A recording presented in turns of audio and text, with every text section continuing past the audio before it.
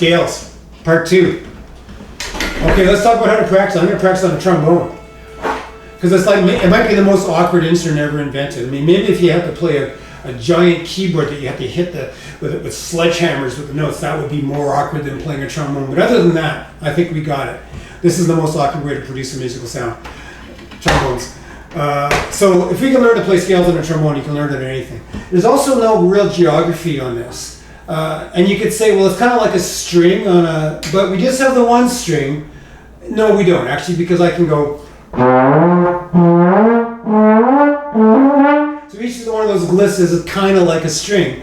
But I have to hear that change, and I have to do it here, so I can't see it, right? I mean, I can look and see that I'm on the wrong string on a violin. I can see if I'm playing the wrong note on the piano, which is so much easier to learn your notes on a piano. I can't even start to talk to you. However, what I'm going to tell you today is actually highly relevant for pianists, because there's a trap that you can fall into when you start practicing your scales. When you know the information that I described to you in this first video, and you go to your instrument, there's a real dangerous trap that you can fall into. So you would say, well, what's the goal here?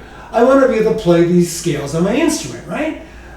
So let's start off with C sharp major. I want to play all the sharps. I'm going to show you the method that I recommend right off the top. First, I'm going to get that first note. I know my notes. Maybe I don't know my scales, but I do know my notes. So I can play a C sharp with some confidence.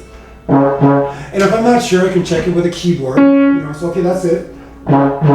So I'm going to go, C sharp. I'm going to put my mechanism. In my case, it's a trombone slide. You don't even need to see it, but you can tell that I'm moving it. Maybe I'll go this way. So I'm going to go C sharp, D sharp, E sharp, F sharp, G sharp, A sharp, B sharp, C sharp, and then down, B sharp, A sharp, G sharp, F sharp, E sharp, D sharp, C sharp. So now I'm going to play it as part of my practicing, but why am I playing it? I'm playing it to check to make sure that that was right, right? I'm not playing it for the sake of playing it.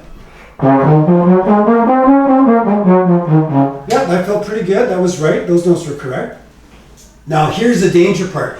If I just started practicing, here's me. I'll go to F sharp major. I'm going to try to play F sharp major on the trombone.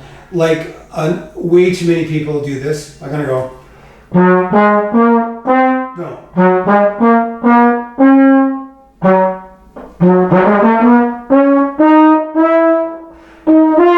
There, I got it, right? No, I didn't. I did what's called fishing. So when you go, and find the right note, you got the right note. And there's times, perhaps in music performance, when you have to make a quick shift and get ourselves into the right note and pretend that didn't happen. I meant to do that. But in terms of what the goals are here, to actually know this material and know the notes of the scale, fishing around for the note is not achieving that. I'm not going to have, just by successfully fishing and finding the sound that I was looking for, I'm going to have no greater success tomorrow when I try to play the same scale.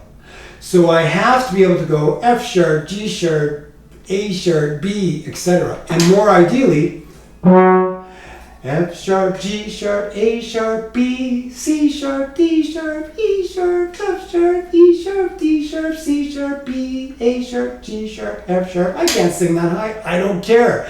I want to get as close to the pitch as I can, and I'm going to sing the note name. And if I can just do that, I don't actually even need to play the scale. There's lots of benefit in playing the scale for my technique, for my chops, but that's not what I'm practicing. I'm practicing knowing the scales, knowing the notes of the scales.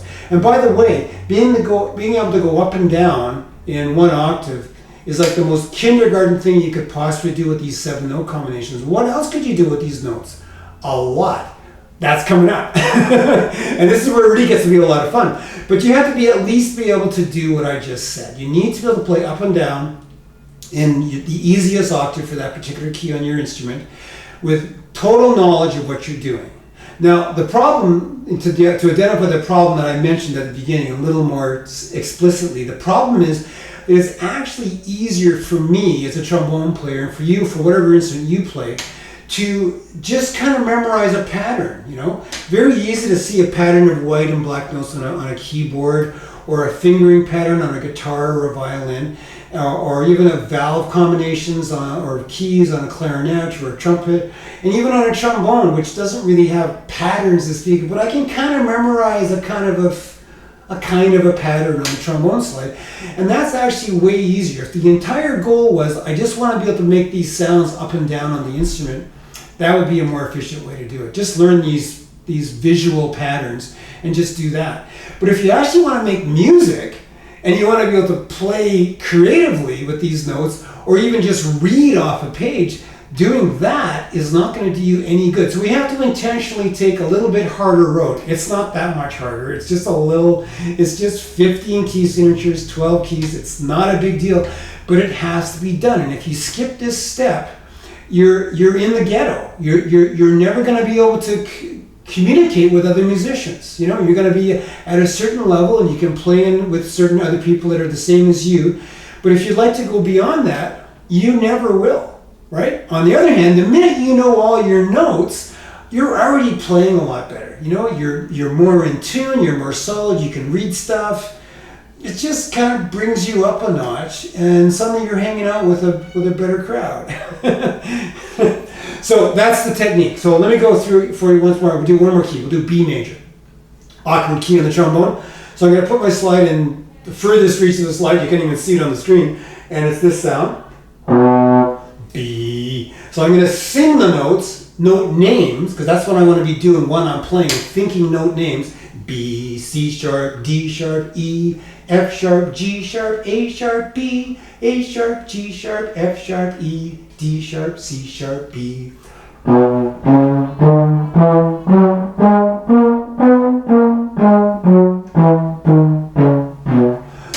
That's it. That's what we're after. That's step 2. Step 1 is learning your notes. Step 2 is learning your key signatures in the simplest possible context, which is to play the easiest octave up and down, and make sure that you sing down, not just up, when you're singing through them.